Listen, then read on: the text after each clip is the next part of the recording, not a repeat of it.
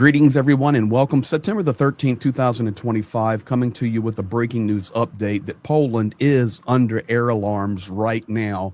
It's been happening over the last couple of hours. I will actually show you on the map where it's located. It's on the, of course, western border of Ukraine, the eastern border of Poland, there between Lviv and Lutsk, in that rural area below Lublin. Additionally, there have also been air alarms going off in Romania. Ladies and gentlemen, this is a continual pushing of the envelope. You can call it escalation, you can call it whatever you want, but the bottom line is we are seeing and even witnessing today with the statements that have come from Trump's own fingers or whoever wrote them for him, as he has tweeted out, he's pretty much taking a back step. That is how I view it. A step back. Additionally, that is how Ukraine is viewing it. That is how the Ukrainian military is viewing it. I know that NATO nations and others want to spin it in a way that seems Trump is just trying to force the envelope for other nations to get involved. But the reality is Axios and others like Reuters are reporting that Donald Trump is frustrated because he does not have the ability to coerce Vladimir Putin to do anything. We've known this forever. I don't know why he thought he could, but the reality is you can't. The only thing that can destroy Vladimir Putin is military defeat and economic implosion, and then a falling from within that Russian war machine. So this is where we're at. In fact, let me play you this video here. This is what it sounds like in Poland.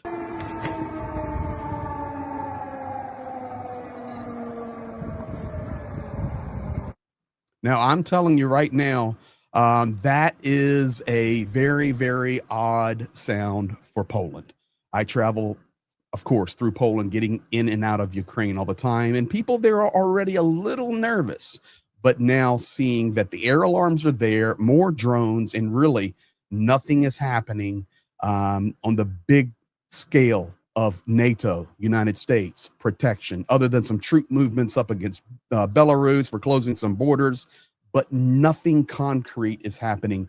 And it's very sad. Now, in addition to that, you then layer on that Donald Trump tweeting out just a little while ago, and Ukraine has responded to this. Zelenskyy has responded to this. What I'm going to call Donald Trump now is the observer in chief.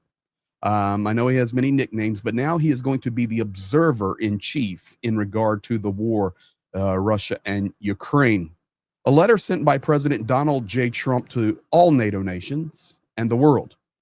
I am ready to do major sanctions on Russia when all NATO nations have agreed and started to do the same thing, and when all NATO nations stop buying oil from Russia. As you know, NATO's commitment to win has been far less than 100%, and the purchase of Russian oil by some has been shocking! Exclamation point. It greatly weakens your negotiating position and bargaining power over Russia. Notice the word "your" there. Anyway, I am ready to go when you are. Just say when, question mark. I believe that this, plus NATO as a group placing 50% to 100% tariffs on China to be fully withdrawn after the war with Russia and Ukraine is ended, will also be of great help in ending this deadly but ridiculous war. I don't know how that concocts deadly and ridiculous. China has a strong control and even grip over Russia, and these powerful tariffs will break that grip. Now, here we go again. This is why we're going to call it observer in chief. This is not Trump's war. It would have never started if I were president. Okay. Let's just call it the way it is. Once you've been in office for 8 months and Russian drones have flown into NATO territory where we have a defense agreement with, it is no longer Biden's war. It is Trump's responsibility.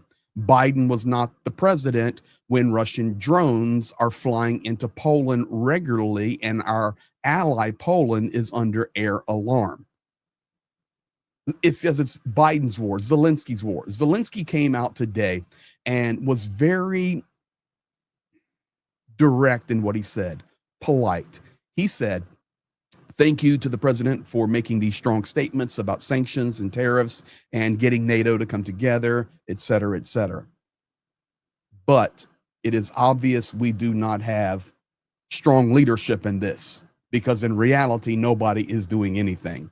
And it was just a very, very direct, short statement there where Zelenskyy could say thank you to Trump, but at the same time saying, you're no longer the commander in chief here. It looks like you are the observer in chief.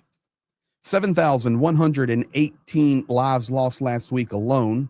I'm only here to help stop it and say thousands of Russian and Ukrainian lives. Crazy. Why does he always put Russian first? If NATO does as I say, the war will end quickly and all of those lives will be saved. If not, you are just wasting my time and the time, energy, and money of the United States. Thank you for your attention to this matter. Donald J. Trump, President of the United States of America. That, my friends, is poor leadership. You see, Donald, it's not the responsibility of America to take and follow after NATO nations or European Union nations against an evil empire. It is the responsibility of the United States of America as the leader of the free world standing for righteousness and justice to stand up and say, NATO, you follow my lead. European Union, you follow my lead. Sir, you have it completely backwards. And that's simply because you know you can't touch Putin. You can't move him. You can't persuade him. He is out of your league when it comes to negotiations, and all we see is an epic failure on your foreign policy. Now, how can I take that a step further? Interesting today, ambassador of the foreign ministry. So this gentleman here, he works with Lavrov in the foreign ministry department. His name is Miroshink. He's been around a long time. He was interviewed on TASS, and at the moment, he says there is not even a skeleton of agreements between the Russian Federation and Ukraine. Miroshink said in an interview with TASS, here it is. Position was clearly stated. The president said Medinsky and the Istanbul delegation have ample authority. Any negotiation aims to find mutually acceptable compromises for both sides. If Ukraine truly wanted to work on this document and find a solution, Medinsky, who has direct contact with the president, would be more than capable. Currently, we lack a foundation. We don't even have a basic framework for such an agreement, as Russia and Ukraine's approaches are too different for negotiations. So, this isn't really a key issue that would impact the talks.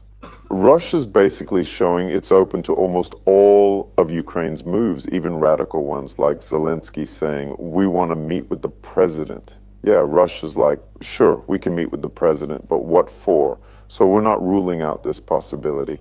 If there's a basis in proper agreement, Russia won't hold things up. But I don't think we should play these games. We support a long-term solution to this crisis. Russia doesn't want bloodshed or killing our brotherly people, even if they're angry and fighting against us. Russia never supported killing civilians or prolonging the war. There you have it. That's enough of that. So, ladies and gentlemen, you can see this is the Russian Foreign Ministry statement today. Very interesting. We're nowhere near negotiations. We don't even have any negotiations going on. It's basically dead. Russia, all we want to do is help out our brotherly people there in Ukraine in a very kind way. We don't strike civilians, and we want a long-term solution. That is why Donald Trump, according to Axios and Reuters and others, is completely frustrated, realizing he can't wave a magic wand and move Vladimir Putin. So, ladies and gentlemen, this is where we're at. Definitely a day of escalation. I can tell you that if you watch this video prior to 3 p.m. Eastern Standard Time, at 3, we will be doing a joint live talking about the success of the Vampire Drone Project in Ukraine coming up very, very soon. Thank you for being here. Thank you for commenting, liking, subscribing, sharing, turning on that notification bell. We'll be back at you very, very soon.